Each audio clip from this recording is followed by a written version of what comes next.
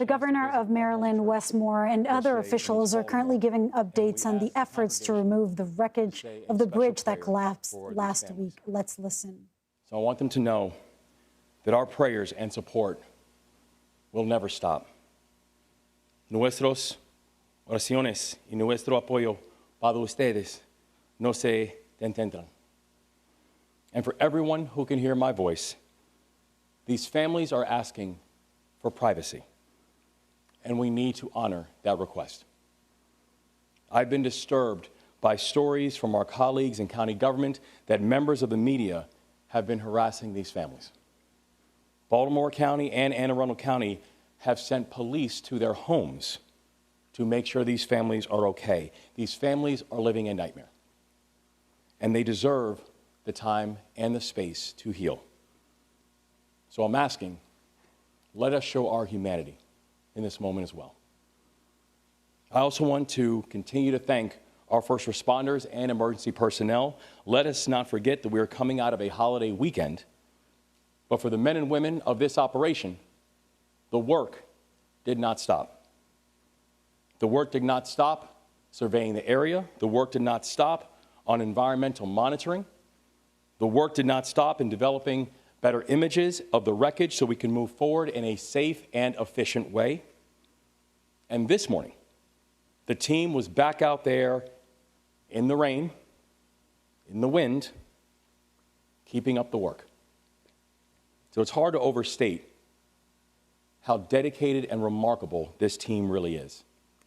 From unified command to the leaders at local and state and our federal levels and our federal delegation, to our partners in the private sector, to our partners in the philanthropic sector, to each and every one of you, I say thank you. Now, today, I will provide updates on the 4 directives that I've issued to this team. And as a reminder, the first, we need to recover the 4 remaining victims and give closure to these families. The second, we need to clear the channel and open the vessel to traffic for the port. The third, we need to take care of all of our people who have been affected by this crisis. And the fourth, we need to and we will rebuild the Key Bridge. And we will make sure that the new bridge honors the spirit of the city of Baltimore. This morning, I received a briefing from Unified Command.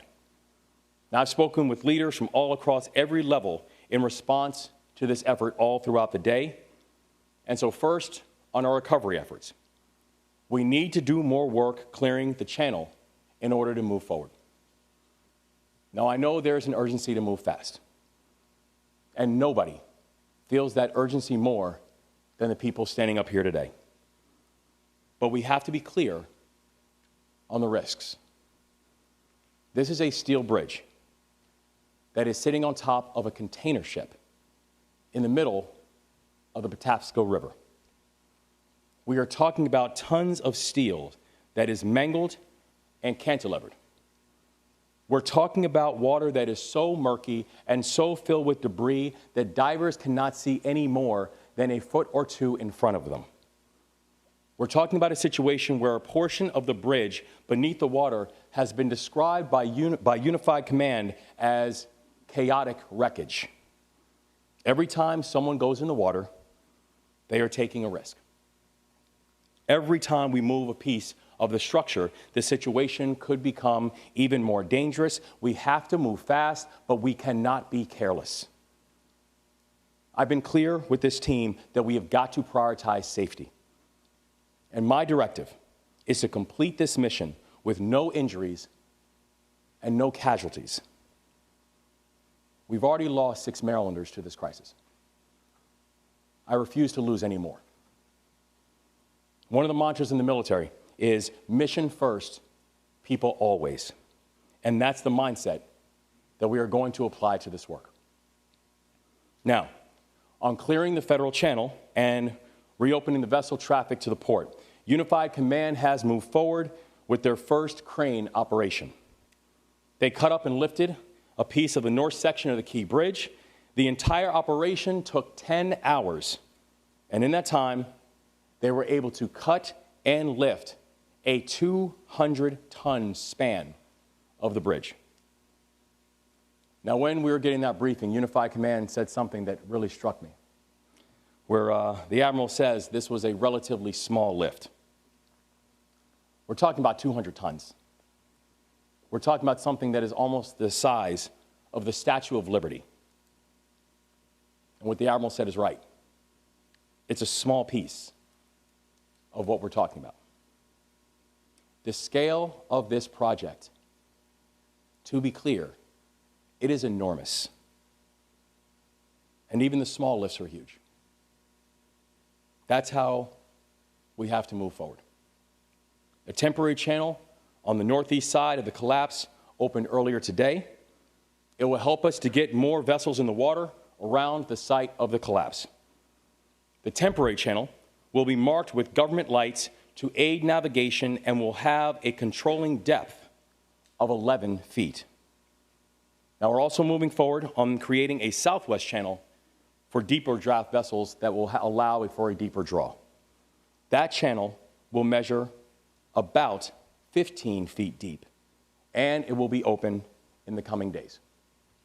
Unified Command has scheduled another lift for later today, pending conditions, specifically pending lightning.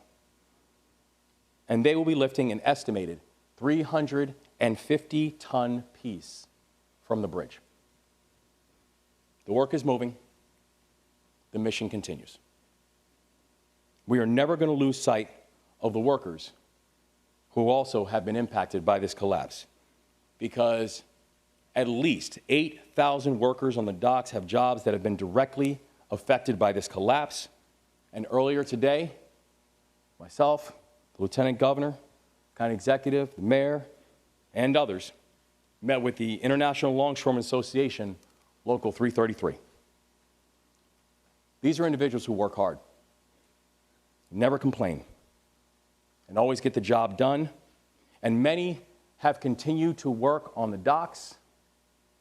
Many haven't been able to get back to work at all.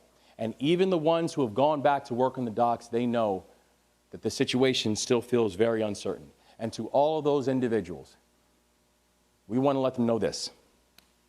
We've got their backs because they've always had ours.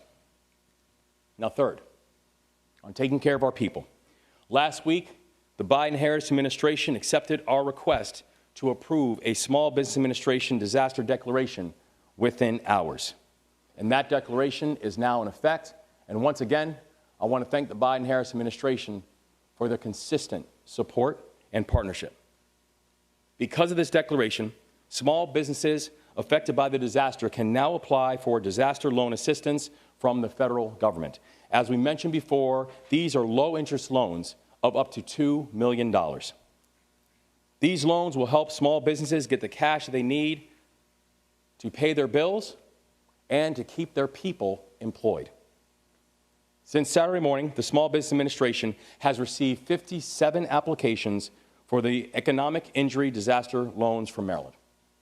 And the Small Business Administration has also worked with us over the last 48 hours to stand up the Business Resource Center, and it opened to the public this afternoon. Our team includes experts from across the state and across the country, and we have team leads who live in Puerto Rico, Long Island, and Atlanta. These individuals are doing tremendous work. And right now, they're Marylanders. If you need help to apply for disaster loan assistance, we are here to help. If you need help to apply for unemployment insurance, we are here to help. If you need to learn more about resources being offered to workers and businesses right now, we are here to help. And the first location is at 1501 South Clinton Street, Baltimore, Maryland, 21224.